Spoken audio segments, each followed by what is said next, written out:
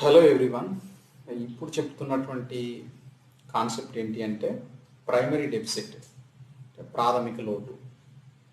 మనకు తెలుసు బడ్జెట్లో రెవెన్యూ లోటు అంటే ఏంటో చూసాము, కోశ లోటు, రెవెన్యూ డెఫిసిట్, ఫిజికల్ డెఫిసిట్, అలాగే ప్రైమరీ డెఫిసిట్. సో ఇప్పుడు మనం ఈరోజు చెప్పుకోబోతున్న కాన్సెప్ట్ వచ్చి ప్రైమరీ డెఫిసిట్ ఎలా ఏర్పడుతుంది, దాన్ని ఎలా క్యాలిక్యులేట్ చేస్తాము అనే విషయాన్ని చూద్దాం. సో డెఫిసిట్స్ అనేవి మూడు, నేను ఇదివరకు ఇచ్చినటువంటి 2 క్లాసెస్ ఇది చాలా ఇంపార్టెంట్ గుర్తుపెట్టుకోండి. ఎందుకంటే చాలా కాంపిటేటివ్ ఎగ్జామ్స్లో ఫిజికల్ డెఫిసిట్ పైన, ప్రైమరీ డెఫిసిట్ పైన, అలాగే రెవెన్యూ డెఫిసిట్ పైన వాట్ ఈస్ ద డిఫరెన్స్ అని, ఈ మూడింటికి డిఫరెన్స్ కానీ ఆ ఫార్ములాస్ ఎలా క్యాలిక్యులేట్ చేస్తారనే విషయాల మీద చాలా క్వశ్చన్సే రావడం జరిగింది.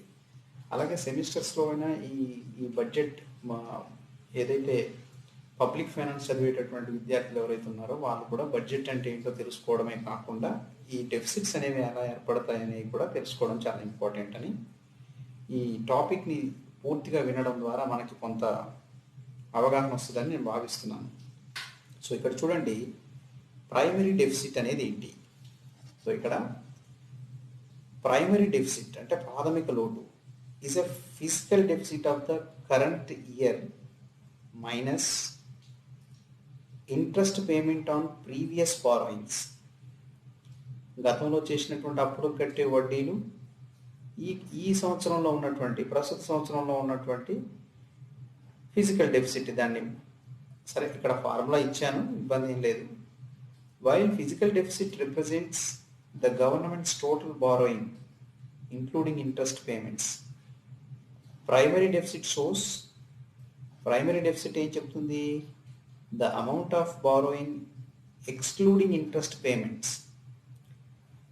మనం తెచ్చిన ఈ వడ్డీలకి ఏదైతే అప్పు తీసుకొచ్చామో వాటికి వడ్డీల కోసం తెచ్చినటువంటి పేమెంట్ ఏదైతే ఉంటుందో ఈ ఇంట్రెస్ట్ పేమెంట్స్ని ఎక్స్క్లూడ్ చేసేయాలి. వాటికి కట్టేటటువంటి డబ్బులు తీసివేస్తే వచ్చేదాన్ని ప్రైమరీ డెఫిసిట్ అంటారు. ఈ ప్రైమరీ డెఫిసిట్ ఎలా వస్తుంది అంటే ఫిజికల్ డెఫిసిట్లో నుంచి ఇంట్రెస్ట్ పేమెంట్స్, మనం ఏదైతే బారోయింగ్స్ పైన తెచ్చినటువంటి వాటిపైన ఇంట్రెస్ట్ కడతాం కదా, సో అలా ఇంట్రెస్ట్ పేమెంట్స్ అన్నింటినీ కూడా ఎక్స్క్లూడ్ చేసేయాలి. సో వాటిని తీసివేస్తే అప్పుడు ప్రైమరీ డెఫిసిట్ అనేది వస్తుంది. సో ఇక్కడ బాగా గుర్తుపెట్టుకోవాల్సింది, primary deficit is equal to physical deficit minus interest payments అనేది గుర్తుపెట్టుకోండి. ఇది చాలా కాంపిటేటివ్ ఎగ్జామ్స్లో బిట్స్ రూపంలో రావడం జరిగింది. ఇక ఇక్కడ చూస్తే ప్రైమరీ డెఫిసిట్ అనేది ఒకసారి మనం డీటెయిల్గా చూస్తే, primary deficit shows the amount of government borrowings specifically to meet the expenses by removing the interest payments. Primary deficit shows the amount of government borrowings, ప్రభుత్వం ఎంత అప్పు తీసుకొస్తుంది స్పెసిఫికల్లీ దేనికోసము, to meet the expenses by removing the interest payments, ఈ అప్పులు తీసుకొచ్చిన వాటిపైన వడ్డీలు కట్టేటటువంటి విషయాలను. Therefore a zero primary deficit means the need for borrowing to meet interest payments. Zero primary deficit means అంటే ఏంటి అంటే సున్నా ఉండాలి primary deficit that needs for borrowing to meet interest payments. వడ్డీల కోసం, అది అప్పులు తీసుకొచ్చిన వాటిని వడ్డీలు కట్టడం కోసం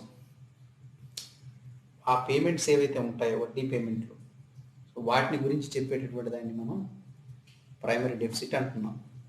దీన్ని ఎలా చూస్తున్నాము అంటే, ఏ higher primary deficit reflects the amount of new borrowings. ఈ హై ప్రైమరీ డెఫిసిట్ అనేది, ఎక్కువ ప్రాథమిక లోటు ఉంది అంటే అది ఏం రిఫ్లెక్ట్ చేస్తుంది, the amount of new borrowings in the current year. ఎన్ని ప్రస్తుత సంవత్సరంలో చేసినటువంటి బారోయింగ్స్ ఎంత అనేది చూపిస్తుంది. అలాగే since this is the amount on top of already existing borrowings, physical deficit. So similar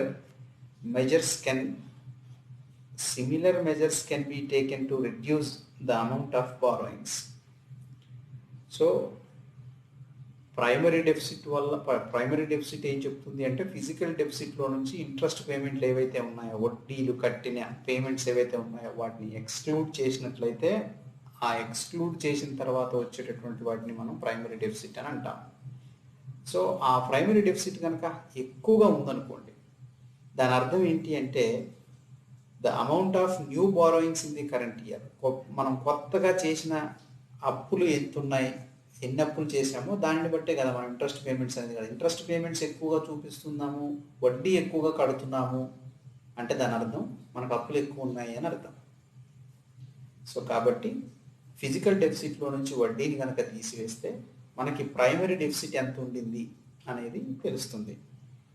so ఈ విధంగా బడ్జెట్కి సంబంధించినటువంటి రెవెన్యూ డెఫిసిట్ని, ఫిజికల్ డెఫిసిట్ని, ప్రైమరీ డెఫిసిట్ని నేను విడివిడిగా చెప్పాను. మన ఛానల్లో ఉన్నాయి ఆ 2 క్లాసులు కూడా. సో కాబట్టి వాటి యొక్క ఫార్ములాస్ ఏవైతే ఉన్నాయో అవి గుర్తుపెట్టుకొని మీరు ఎగ్జామ్ రాసేటప్పుడు వాటిని డీటెయిల్గా రాస్తారని అనుకుంటున్నాను. సో ఇది ఇవాల్టి ప్రైమరీ డెఫిసిట్ అనేటటువంటి concept. Thank you for watching.